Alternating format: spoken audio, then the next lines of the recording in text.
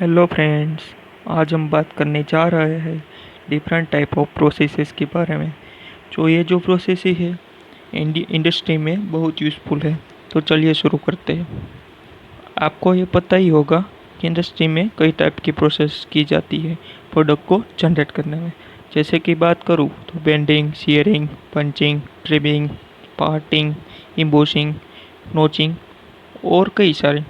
आज हम बात करने जा रहे हैं शीयरिंग प्रोसेस की। तो उसकी डेफिनेशन देख लीजिए कि shearing is defined as a separately material into two parts.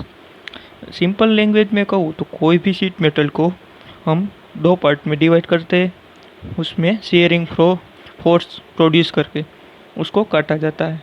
अब हम जो शीयरिंग प्रोसेस करते हैं उसके जो कई सारे फैक्टर होते हैं उसको हम ध्यान में लेते हैं।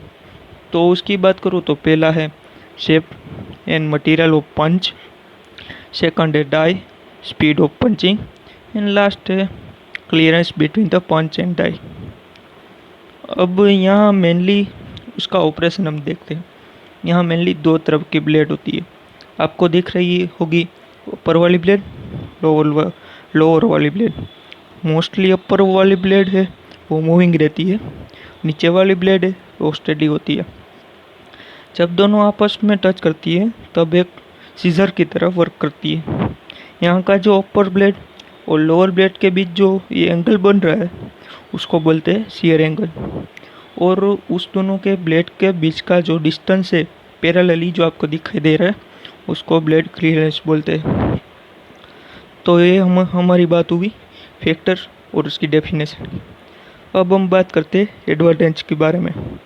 तो ये प्रोसेस हम किसी लंबी शीट को काट सकते हैं। इस ऑपरेशन में चिप जनरेट नहीं होती है। सॉफ्टवेयर मेटल को आसानी से हम काट सकते हैं। उसका टॉलरेंस देखा जाए तो प्लस और माइनस 0.005 है। अब डिसएडवांटेज के बारे में बात करें तो यह प्रोसेस हार्डर मेटल के लिए नहीं है। एग्जाम्पल के तौर पर टंगस्टन के लिए, because tungsten is a very hard material. और शीयरिंग की बर्फ फ्री कटिंग के लिए नहीं कंसिस्ट कर सकते, मीन्स के उसमें बर जनरेट होता है। आपको पता ही होगा कि बर क्या है। और एप्लीकेशन की बात करें तो हम ये प्रोसेस इलेक्ट्रॉनिक सेक्टर और ऑटोमोटिव में करते हैं। अब मुझे लगता है कि ये सारी इंफॉर्मेशन आपको पता चल गई होगी। तो ये था हमारा शेयरिंग प्रोसेस। अगर आपको वीडियो अच्छी लगी तो लाइक करो, कमेंट करो, सब्सक्राइब करो।